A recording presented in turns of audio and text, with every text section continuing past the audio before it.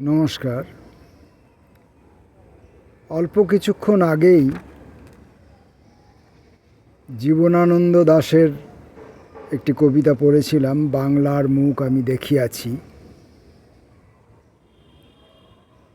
তখন দিনের আলোর জন্য মোবাইলের ক্যামেরা ঠিকমতো দৃষ্টিগ্রাহ্য হচ্ছিল না বলে হয়তো ঠিকঠাক করতে পারিনি।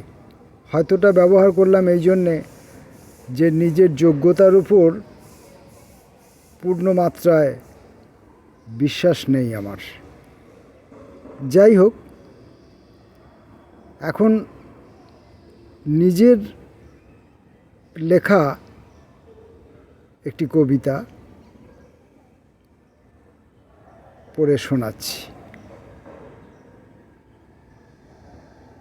একটুখানি শুশনি, অল্প একটু থানকনি, অথবা খানিকটা বেতো শাকের গল্প ফেলে এসেছি বহুকাল আগে, সবুজ ধানজমি ঘেরা এক গ্রামীণ স্টেশনে। খুঁজে পাই না এখন আর কোথাও,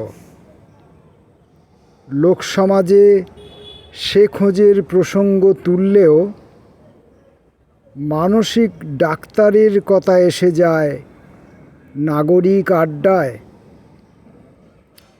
একদা একদিন আমি দৈবাত দেখেছিলাম তোমার আঁচল,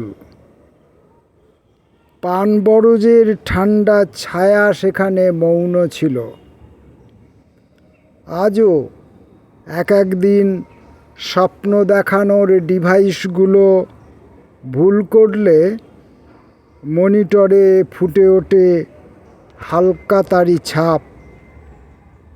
তখনই সেখানে 1 সেকেন্ডের ভগ্নাংশে দেখা যায় পড়ে আছে এক টুকরো ছেঁড়া স্বপ্ন।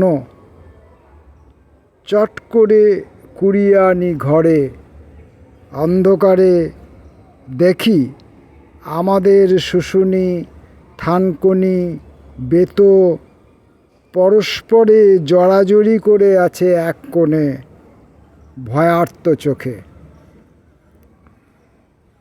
এই কয়েকটি লাইনের মধ্য দিয়ে, এই দু একটি ছবির মধ্য দিয়ে যে বাংলাকে আমি হারিয়ে ফেলেছি, যে গ্রাম বাংলাকে আমি হারিয়ে ফেলেছি, তাকে এখনও কোথাও কোথাও হয়তো অনুভবের মধ্যে খুঁজে পাই। সে কথাই বলতে চেয়েছি, হয়তো বা বলা ঠিকমতো হলো না। নমস্কার।